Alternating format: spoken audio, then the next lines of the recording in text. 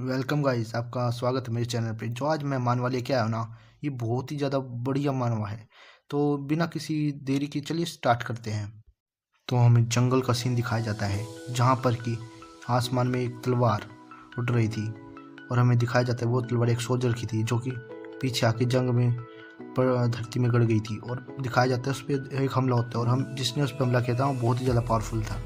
और हमारा main character, यही हमारा मेन कैरेक्टर स्टोरी का, ये जो अपने सोचता है कि जब मैंने अपने ऊपर वाले लोगों से पूछा था कि क्या प्लान है, तो उन्होंने बताया था कि पूरी अलायंस के साथ जो हमारा समझौता हुआ वैसा ही करेंगे, इसलिए तुम्हें आगे जाके लड़ना पड़ेगा।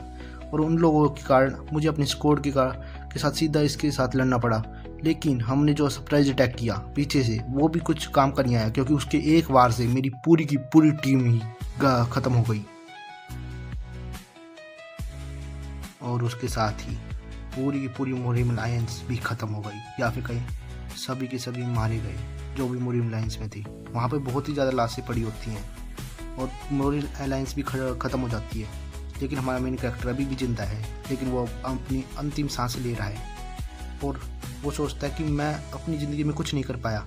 वो गोल्डन स्पून वाले, यानी बहुत ही ज़्यादा जिनके पास पैसा, वो सारे एक जैसी बातें करते हैं। मेरा दिमाग ख़राब कर दिया इन लोगों ने। वो खड़े होने की कोशिश करता है, लेकिन उसका मुंह से खून आता है, खून की उल्टी कर देता है। लेकिन उसकी आंख में हमें दिखता है कि कोई उसके सामने आ रहा है, और ये और कोई नहीं, इसे हेवनली डीमन कहेंगे। हेवनली डीमन ने पूरी की पूरी सब इनकी मोरियम अलायंस को ख़त्म कर दिया और जिन लोगों को लड़ना चाहिए था वो सारे भाग गए और अपने साथियों को अपनी शील्ड बना दिया और वो पीछे से भाग गए। और हमें दिखाया जाता है कि हेवनली डीमन हमारे मेन कैरेक्टर के पास आ रहा था, और जैसे कि मरने से पहले लोग अपनी आखिरी चीज़ें पूरी ज़िंदगी देखते हैं एक सपने की तरह, वैसे उसे भी याद आ रहा होता है उसके फादर की, जो हमेशा उससे कहते थे कि डैन, तुम हमेशा हार्डवर्क करते रहना, तुम भी एक बड़े लोगों की तरह ताकतवर बनोगे, अपना नाम बनाओगे। इस दुनिया में टैलेंट जैसा कुछ नहीं होता, तुम्हें बस मेहनत करते रहनी है। और हमारा मेन कैरेक्टर अब कहता है, फादर आपकी वो सारी चीज़ें गलत थी, इस दुनिया में टैलेंट ही सब कुछ होता है, लेकिन फिर भी मैं अपनी पूरी मेहनत करूँगा। और देखते हैं आखिरी ट्राई में भी वो हार जाता है, मर जाता है। लेकिन अगर हमारा मेन कैरेक्टर ही मर गया तो क्या हो जाएगा। तो तभी एक बात आती है कि हम कैरेक्टर को बनाया जा रहा है, वर्ल्ड तैयार किया जा रहा है, और हमारा मेन कैरेक्टर 30 साल पहले अपने बचपन वाली जगह पे वापस पहुँच जाता है। और वो देखते हैं वो वहीं पे पहुँच गया जहाँ पर पहले रहता था, और उसके फादर आते हैं अंदर और उसे मारते हैं, क्योंकि बहुत ही ज़्यादा देर हो गई थी, जैसे कि हमें मारते हमारे घर वाले जब वो मुड़ते नहीं रोज़। तो वो कहते हैं जल्दी उठ जाओ, वैसे भी तुम लेट हो रहे हो। और हमारा मेन कैरेक्टर सोच रहा है, मैं कहाँ आ गया, क्या सच में मैं वापस आ गया। और वो सोचते हाँ ये जगह तो वैसी ही लग रही है, लेकिन मुझे क्या मतलब है, अब जब मैं मर चुका हूँ, चलो आराम ही कर लेता हूँ, मुझे कभी जंग में नहीं जाना पड़ेगा, चलो थोड़ी देर और सो ही लेता हूँ। और वो सो रहा होता है, सोचता है मुझे कौन जगाने वाला है। लेकिन तभी वहाँ पर एक छाया जैसे उसके फादर आते हैं और उससे भाई बहुत ही ज़्यादा पीटते हैं, या फिर कहीं एक डंडा मारते पीछे से, और वो नीचे गिर जाता है बेड तो कहीं, यानी चारपाई के नीचे गिर जाता है। तो कहते हैं जल्दी चियंगबोंग मिलिट्री एकेडमी की फीस तुम्हारे टेबल पे रखी, उठाओ और चले जाओ, तुम लेट हो जाओगे। और हमारा मेन कैरेक्टर ये सुन के हैरान हो जाता है कि चियंगबोंग मिलिट्री एकेडमी, और जो ये रजिस्ट्रेशन फीस है ना चियंगबोंग मिलिट्री एकेडमी की जी, 30 साल पहले जो हमारे MC ने ज्वाइन की थी। तो आज की वीडियो यहीं पे ख़त्म होती है। मुझे पता है ये मांगा के पहले किसी ने एक्सप्लेन कर दिया, पर मैं फिर भी एक्सप्लेन कर रहा हूँ क्योंकि मुझे अच्छी लगी थी, इसलिए मैं इसे करना चाहता था। मुझे भी सपोर्ट करना और लाइक सब्सक्राइब कर दो प्लीज़, अगर आप ऐसी वीडियो देखना चाहते हैं तो। हेलो गाइस, आपका स्वागत है मेरे चैनल पे। तो चलिए बिना किसी देरी के हमारा अगला एपिसोड शुरू करते हैं। इस चैप्टर की शुरुआत में हमें चियंगबोंग अकेडमी के बारे में बताया जाता है। इस चियंगबोंग अकेडमी की जो स्थापना की थी हेडमास्टर कहे हैं तो वो चियोन टाइगोंग है। इस स्कूल में हमें बहुत सारी मार्शल आर्ट सिखाई जाती हैं। अगर बहुत पीक लेवल का मास्टर बनना है या मोरी वर्ल्ड में प्रसिद्ध होना ना, तो आपको इस ऐसे संस्थाओं में जाना ही पड़ता है। बहुत बहुत सारे बच्चे मोरियम वॉरियर्स को अपना हीरो मानते हैं और सोचते हैं कि वो भी एक दिन मोनी में से एक बन सकते हैं। लेकिन उन्हें नहीं पता, अगर उनके पास टैलेंट नहीं है, पैसे नहीं है और सोसाइटी स्टेटस नहीं है, तो ऐसा नहीं कर पाते, और ना ही मैं कर पाया था। इस मोरियम वर्ल्ड में भी लोग बटे हुए हैं। सबसे पहले जो बच्चे पैदा होते ही अपने साथ गोल्डन स्पून आते हैं, यानी जिनके पास टैलेंट भी होता है और पावर पैसा भी, वो बहुत ही बड़े मास्टर बनते हैं और जिनके पास सिल्वर स्पून यानी सिर्फ पैसा पार होती है वो भी अच्छा स्टेटस प्राप्त कर लेते हैं। लेकिन जिनके पास केवल डर्ट का स्पून होता है वो मेरे जैसे लोग होते हैं जिनके पास ना कोई पावर होती है ना टैलेंट, वो अपनी पूरी ज़िंदगी लगा दे तो भी उन लोगों तक नहीं पहुंच सकते। और हम देखते हैं कि यहाँ तक कि हमारे पास हमें बस रजिस्ट्रेशन फ़ीस लेने में ही बहुत टाइम लग जाता है कंप्लीट करने में। और मेरे फादर ने जो रजिस्ट्रेशन फ़ीस इकट्ठे की ना उसे करने में 1-2 साल लग गए होंगे कम से कम भी। और मैं अब 30 साल पीछे आ चुका हूँ। तो क्या सच में मैं अपनी ज़िंदगी को बदल सकता हूँ? और वो जब बाहर आते हैं ना तो सोचते कि आधे घंटे पहले तो मैं भी जंग में था और अब यहाँ पे हूँ, क्या सपना है ये? और जब उसके फादर ऐसे देखते तो कहते अपना मकसद मत भूलना, यानी कि तुम्हें एक अच्छा मास्टर बनना है, मेरी तरह नहीं बनना कभी भी, मैं एक फेल इंसान हूँ। और उसको वो सोचता कि आप क्या कह रहे हैं, और वो सोचता कि जरा 1 मिनट रुको, आज वही सब हो रहा है जो 30 साल पहले एग्जैक्ट हुआ था। इसके बाद मेरे फादर मुझे आलू देंगे और वही वैसे ही होता है, उसे आलू देते उबला हुआ, और सोचता है बिल्कुल वैसे ही हो रहा है। मुझे नहीं पता क्या हुआ है, लेकिन एक चीज़ सर्टेन है कि मैं वापस अतीत में आ चुका हूँ।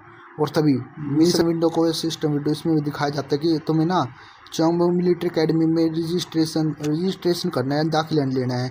आपको एक स्ट्रेंथ मिलेगा अगर आपने ये पूरा मिशन किया, अगर नहीं किया तो फिर फिजिकल वो कुछ दिनों तक ये चल नहीं पाएगा। हमारा एमसी ये देख के हैरान हो जाता है। एक चीज़ मैं आपको बताना चाहूँ, ये ना बंदा हमारा एमसी मॉडर्न वर्ल्ड से नहीं है, इसलिए इसे ज़्यादा कुछ पता नहीं सिस्टम के बारे में, इसलिए ये इतना चौंक गया है। और उसके फादर उसे देख के कहते हैं अरे तुम क्या कर रही हो, कुछ क्या गलत है तुम्हारे साथ? और हमारा एमसी कहते हैं फादर आपको ये विंडो नहीं दिख रही जो इसमें लिखा हुआ है, क्या सच में नहीं दिख रही आपको ये विंडो क्या? और उसके फादर सोचते हैं क्या ये पीने भी लग गया है? 10 यूसुफ आप मेरे साथ मजाक मत करो और सीधा चले जाओ। और हमें सिर्फ एक चिल्ली की आवाज़ सुनाई देती, लगता है उसके फादर ने उसे मारा होगा। तो हमारा मेन कैरेक्टर चलते चलते अब सीधा वहाँ पे पहुँच जाता है, कहाँ पर? चोंगबो मिलिट्री एकेडमी गेट पर, ताकि वो अपना रजिस्ट्रेशन फ़ीस जमा करके वो करवा ले, दाखिला ले लिए। और वो सोचता है कि यहाँ पे जो ब्लैक और वाइट लगे हुए हैं ना पर्दे, यही डिसाइड करते हैं हमारा फ्यूचर। अगर जो ब्लैक में जाएगा ना वो बिल्कुल डायरेक्ट डिसाइपल होगा जिसे हेड सिखाएंगे, और जो वाइट में जाएगा उसे कभी कभी मौका मिलेगा ग्राउंड पे चले जाने का। इसलिए मुझे ब्लैक पे जाना है और अपनी किस्मत को बदलना है। मैं 30 साल पहले बिल्कुल वाइट पे ही गया था और एक सोल्जर के रूप में मारा गया था, इसलिए मुझे अपनी ज़िंदगी को बदलना ही होगा। और तभी कुछ बच्चे होते हैं वो बात करने लग जाते हैं, जैसे आम तरह कहते हैं कि क्या एग्ज़ाम होने वाला है, किस चीज़ के बारे में होगा। तो कुछ कहते हैं कि ये लगता है पिछले साल जैसा ही होगा, लेकिन कुछ कहते हैं नहीं अलग होएगा। तो हमारा मेन कैरेक्टर सोचता है कि उसे तो पता ही होगा, 30 साल पहले उसने एग्ज़ाम दिया था। और वो आगे आते आते सोचता है कि ये ब्लिंकिंग नंबर क्या है, मतलब कि उसकी जो मिशन विंडो पे आ रहे हैं नंबर वो क्या है, यानी टाइमर भी समझ सकते। और अब हमें दिखाया जाता है चोंटाई गोंग के बारे में। यार इनके नाम बहुत खतरनाक है यार, कैसे याद करूँ? तो ये मैं अब अपने तरीके से नाम रखूँ। तो जो हेडमास्टर को मैं हेडमास्टर कहूँगा, और जो स्पीयर मास्टर यानी जिसके बाल है ना लंबे लंबे उसे स्पीयर मास्टर कहूँगा, और जिस जो बोल्ड है यानी गंजा उसे हम कहेंगे टाइगर फीस्ट। ठीक है, तो चलिए शुरू करते हैं। तो हमारा मेन कैरेक्टर सवाल पूछता है हेडमास्टर कि तुम क्या सोच रहे हो, किस चीज़ में खोए हुए? और हमारा मेन कैरेक्टर कहते हैं मैं बस यही सोच रहा था कि आज की टेस्ट किस पे होने वाले हैं, यानी एग्ज़ाम क्या है। हेडमास्टर कहता है अच्छा तो तुम टेस्ट के बारे में सोच रहे थे, तो तुम्हें क्या लगता है क्या हो सकता है टेस्ट, क्या तुम मुझे बताना चाहोगे? तो हमारा एमसी कहता है कि ये ब्लड वेसल एक्यूपंक्चर का टेस्ट होने वाला है, यानी कुछ पुतली होंगी जिनमें ब्लड वेसल चेक करनी है, और यानी हमला करेंगे, फाइट करेंगे और वो हराना है उसे, यही मतलब है डायरेक्ट। ज़्यादा हम चीज़ें पढ़ते नहीं भाई इनकी, चलो छोड़ो। और हमारा जो हेडमास्टर होता है वो अचंभे में होता है कि इसको पता कैसे चल गया इस चीज़ के बारे में, और 2-4 सवाल और पूछता है और उसके बाद सीधा कहता है चलो टेस्ट शुरू कर दो। और वो जो तीनों कठपुतली होती है ना वो हमारे एमसी पे खतरनाक तरीके से अटैक कर एक बात याद रखना कि हमारा मेन कैरेक्टर ज़्यादा ताकतवर नहीं है, और लेकिन इसका एक्सपीरियंस अपने 30 साल का, इसलिए ये इनसे जीत भी सकता है। डैन यूसुक बैठ जाता है और उसके अटैक से बच जाता है, और उनकी तरफ अटैक करने के लिए सीधा आगे चल पड़ता है, दौड़ जाता है। और वो कहता है ये कल से बेहतर ही है, यानी जंग से तो बेहतर ही है ये। भाई अगर कोई भी ये वीडियो देख रहा है, चाहे कोई भी हो भाई, अगर आप यहाँ तक पहुँच गए ना तो एक कमेंट हो जाएगा ना इस वीडियो, बस एक कमेंट, तो भी मैं अगली वीडियो ना 10 मिनट की बनाऊंगा। देखो भाई तुम एक कमेंट करोगे ना मेरा मोटिवेशन बढ़ जाएगा, जिससे मैं ना बहुत वीडियो बनाने की सोचूंगा यार, वरना मेरा मन ही नहीं करता है वीडियो बनाने का। बस एक कमेंट चाहिए यार, बस एक कमेंट प्लीज़ भाई।